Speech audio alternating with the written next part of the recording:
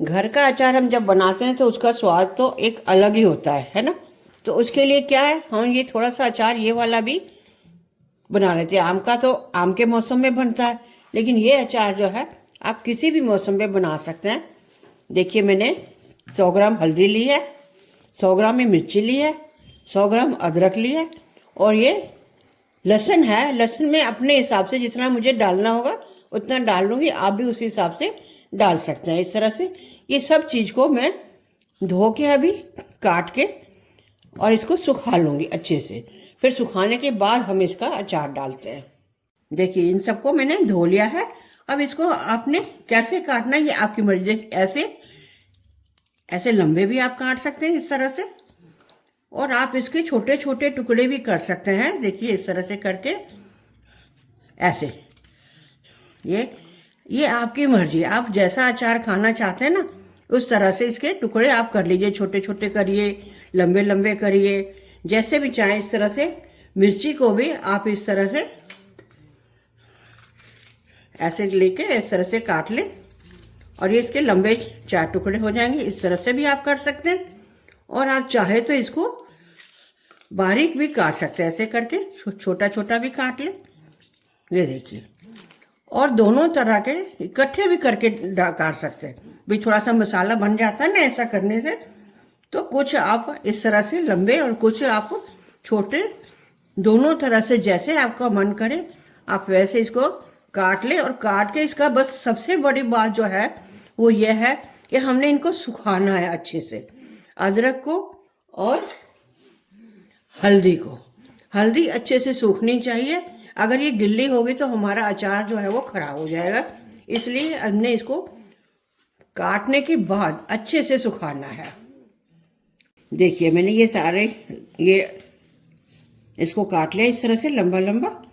और हरी मिर्च को भी एक को इस तरह 3 पीस करके ऐसे मैंने, बस ऐसे ही हमने काट लिया इस तरह से।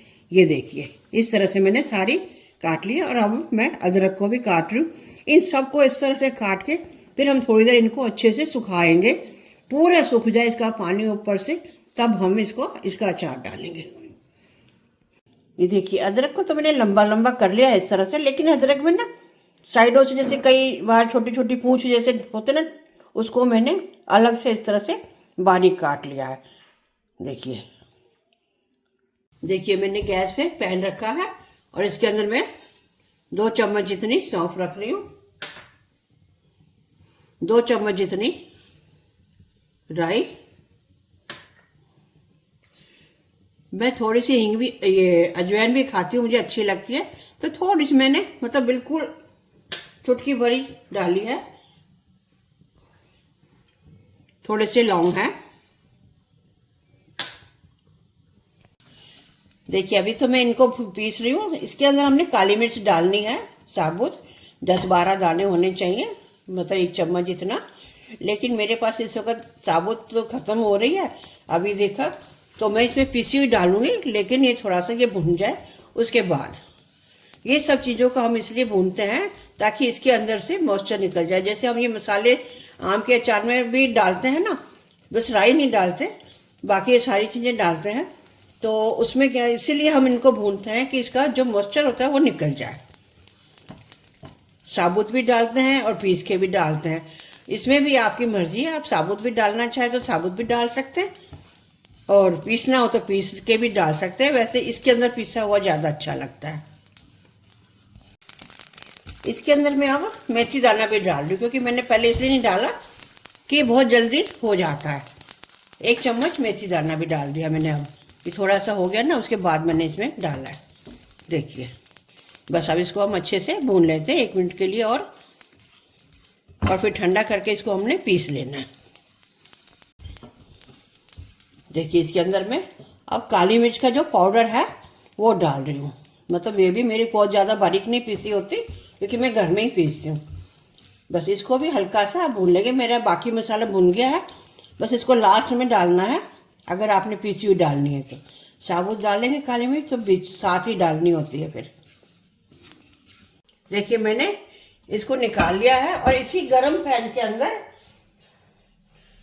मैंने गैस बंद कर दिया है और कलौंजी को बस ऐसे हल्का सा ही भून लूँगी। देखिए ये गरम पैन है ना, इसी में ही हमने कर लेना है, क्योंकि इसको ज़्यादा करने की भी जरूरत नहीं है और इसको हमने अलग रखना है, क्योंकि इसको हमने पीसना नहीं है, बाकी मसाले हमने पीसने हैं, इसलिए इसको मैंने अलग भी करा है। देखिए बस ये गरम है, ऐसे ही हो जाएगा। देखिए ये जो मैं कर रही हूँ ना कलौंजी, इसके साथ ही मेरा ये गरम है पैन, इसके अंदर ही मैं हींग भी डाल रही हूँ, ताकि हमारी हींग भी जो है इसी में ही भून जाएगी। बस ये गरम है, हमने हींग को ज़्यादा नहीं करना है, नहीं तो जल जाएगी। बस इसी में ही हमने इसको ऐसे भून लेना है बस। ये देखिए इसी में ही हमारी हींग भी अच्छी भून जाएगी। देखिए एक बॉल ले लिया, इसके अंदर में ये लहसुन है, मैंने साबुत ही रखे हैं, आप चाहे तो इसके काट भी सकते हैं। ये हल्दी ले ली है सारी,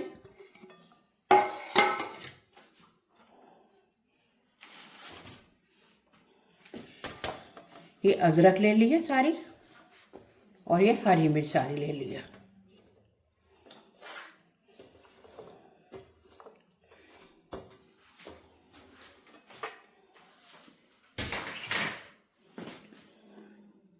देखिए मैंने सारी चीज़ें डाल के मिक्स कर ली है।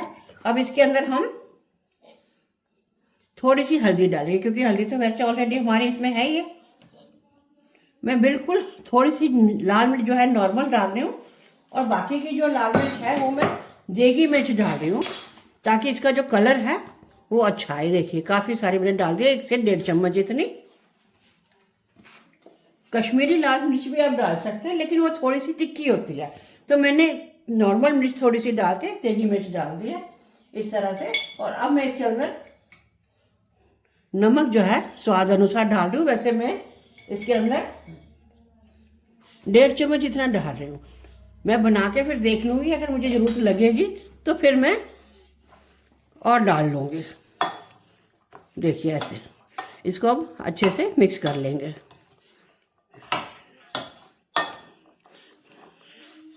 हर चीज़ मैंने इसमें डाल दी, इकट्ठी कर दी है, और मसाले भी सारे डाल लिए। अब जो मसाला हमने जो पीसा है ना, राई वगैरह, वो मैं इसमें डालूँगी। देखिए ये वाला मसाला मैंने उतना ही बनाया था जितना कि इसमें ज़रूरत है, तो मैंने सारा डाल दिया। और इसको बहुत बारीक हमने नहीं पीसना है, पाउडर नहीं बनाना, थोड़ा सा दरदरा होना चाहिए, बहुत ज़्यादा पाउडर नहीं होना चाहिए। देखिए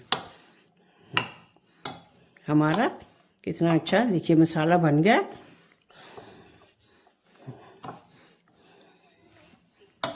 इसके अंदर कलौंजी और हींग भी मैं डाल रही हूँ। इसको अभी मैं मिक्स नहीं करती, इसी के ऊपर मैं तेल डालूंगी। देखिए मैंने सरसों का तेल खूब अच्छे से धुआंधार गरम कर लिया इसका। अब अच्छे से धुआं निकल रहा है, और इसके अंदर मैंने 1 लौंग डाल दी है, ताकि जो अगर कोई ऐसी कड़वी वो है वो भी टेस्ट तो वो लौंग में चला जाएगा, और इसका जो फ्लेवर है वो अच्छा हो जाएगा। बस अब इसको मैं ठंडा करके अच्छे से फिर अचार में डालूंगी। देखिए अब मेरा ऑयल ठंडा हो गया है, इसको इसमें मैं डाल रही हूँ। ज़्यादा ठंडा नहीं किया मैंने, क्योंकि कई लोग गर्म भी डालते हैं, कई लोग ठंडा भी डालते हैं। अब इसको मैं अच्छे से मिक्स कर लूँगी।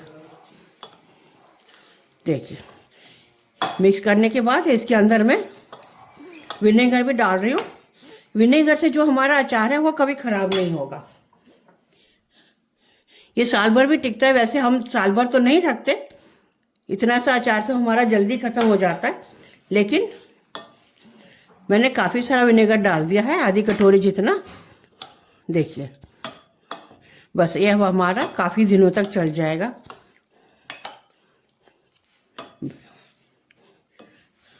अब इसको मैं बिल्कुल साफ़ सुथरी जो हमारी होती है, सूखी होनी चाहिए बॉटल, इसके अंदर भर के मैं रख दूँगी।